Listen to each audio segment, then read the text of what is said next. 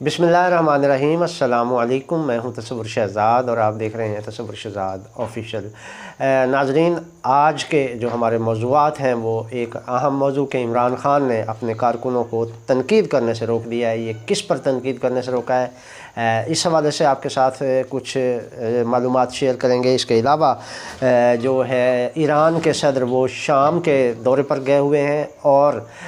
उनका वहाँ शानदार इस्तकबाल हुआ है। इस दौरे के क्या असरात होंगे और सऊदी अरब ने क्या फ़ैसला किया है शाम के हवाले से, इस पर गुफ्तगू होगी। और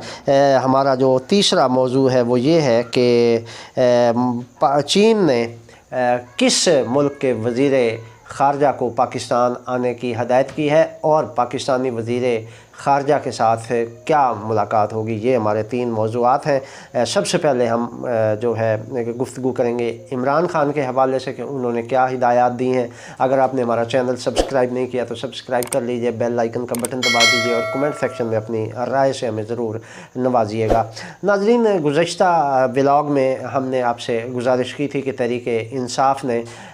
तनकीद करने पर अल्लामा सैयद जवाद नकवी जो मुमताज़ शिया आलिम दीन हैं लाहौर के, उनके ख़िलाफ़ तनकीद का महाज़ खोल दिया था और तनकीद के तीरों का रुख अल्लामा जवाद नकवी की तरफ करके उनको सोशल मीडिया पर भी ट्रोलिंग की जा रही थी। और इस हवाले से काफ़ी ज़ोर शोर से कुछ ये भी इतलात थी कि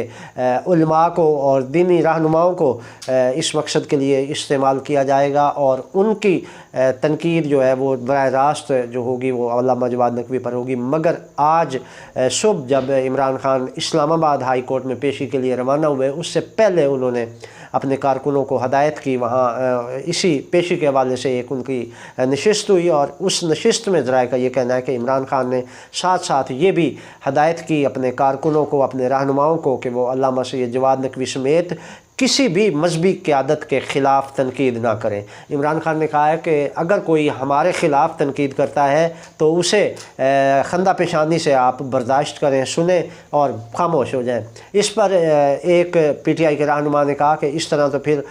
दीनी कुव्वतों को तहरीक इंसाफ पर कड़ी तनकीद का मौका मिलेगा और जब जवाब नहीं मिलेगा तो इस तरह उनकी हौसला अफजाई होगी। जिस पर इमरान ख़ान ने कहा कि हमारा किसी मजहबी क़ुव्वत के साथ कोई मुकाबला नहीं है। हम तमाम मकातब फ़िक्र के जज्बात, एहसासात, ख़यालात और उनके अक़ायद का एहतराम करते हैं। और इस हवाले से उन्होंने कहा कि तहरीक इंसाफ की पॉलिसी यही है कि हम किसी भी मजहबी जमात, किसी भी मजहबी रहनुमा, किसी भी आलिम दीन पर तनकीद ना करें। तो इस पर अब इमरान ख़ान ने बाज़ाब्ता तौर पर अल्लामा जवाद नकवी का नाम लेकर रोका है कि उन पर तनकीद ना की जाए।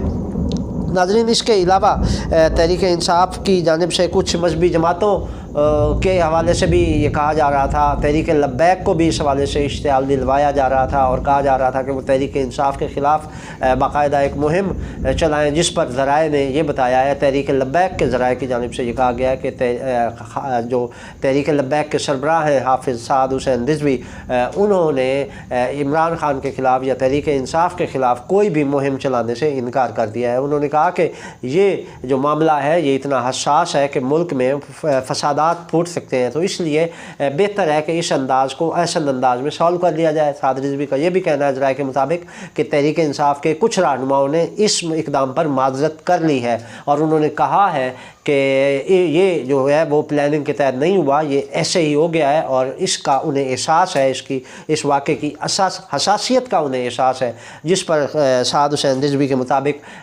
उनकी ये जो अपोलोजाइजेशन है इसको तस्लीम किया गया है और आइंदा के लिए उन्हें मोहतात रहने की हदायत की गई है। नाज़रीन, हमारी सियासत में ये अक्सर हुआ है कि कभी मज़हब के नाम पे इस्तेमाल किया गया है लोगों को और कभी सियासत के नाम पर इस्तेमाल हुए और हमेशा लोगों को इस्तेमाल करके अपने मफादात हासिल किए गए हैं। और इस बार भी जो हुक्मरान जमात है उनके हवाले से ज़रा ये कहते हैं कि उन्होंने कोशिश की है कि इस इशू को हाईलाइट करके वो अपने मफादात हासिल कर सकें और PTI की साख को नुकसान पहुँचा सकें, लेकिन उन्हें इस मामले में कामयाबी हासिल नहीं हुई।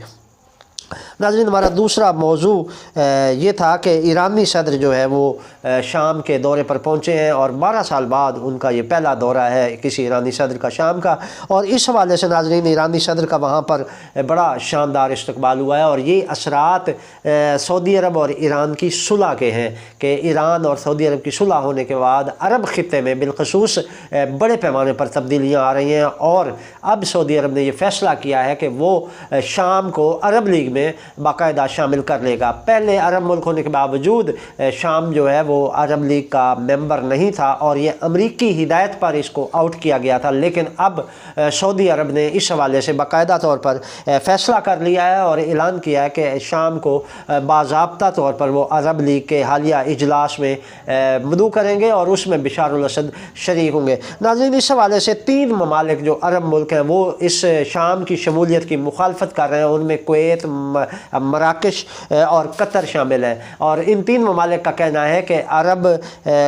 لیگ میں جو ہے وہ شام کی کوئی جگہ نہیں بنتی، اور ذرائع یہ کہہ رہے ہیں کہ یہ 3 ممالک امریکی ایما پر شام کی مخالفت کر رہے ہیں، جبکہ اس حوالے سے سعودی حکومت نے واضح اور دو ٹوک موقف دیا ہے اور انہوں نے کہا ہے کہ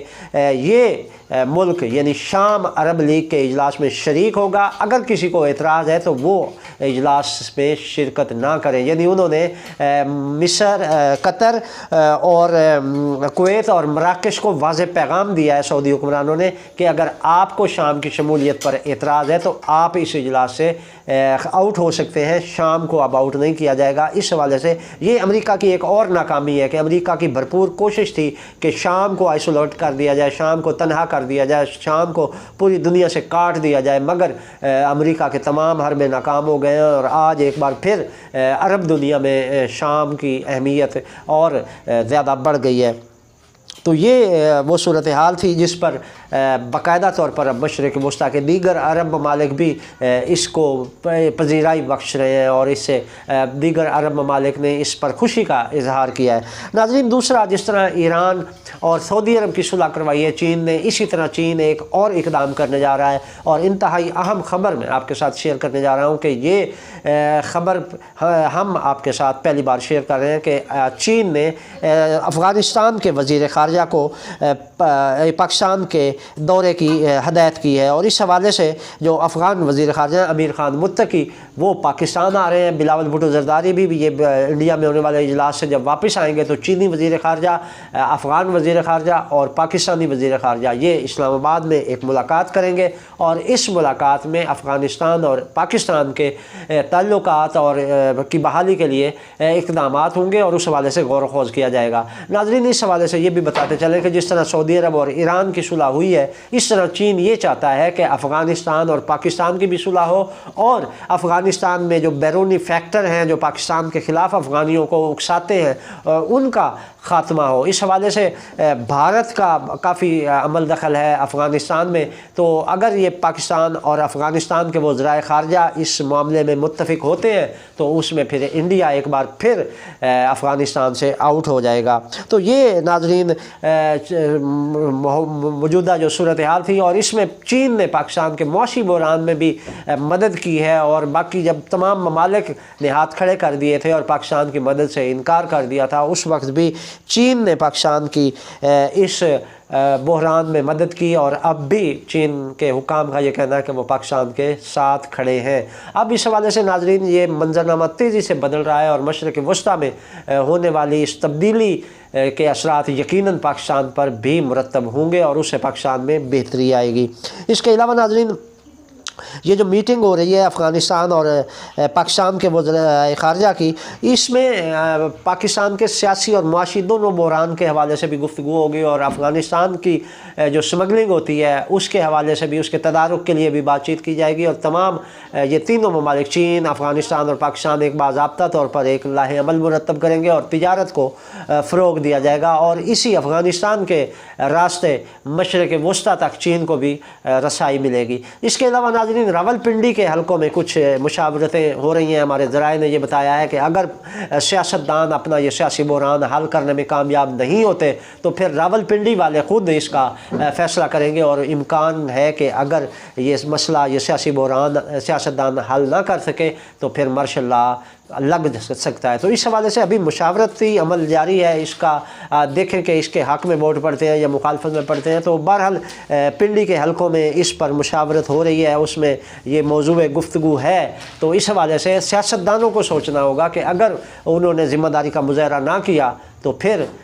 मेरे अजीज़ हमवतनों का जुमला हम बहुत जल्द सुनेंगे। नाज़रीन, ये थी अब तक की अपडेट। तसव्वुर शहज़ाद को इजाज़त दीजिए। अल्लाह निगहबान।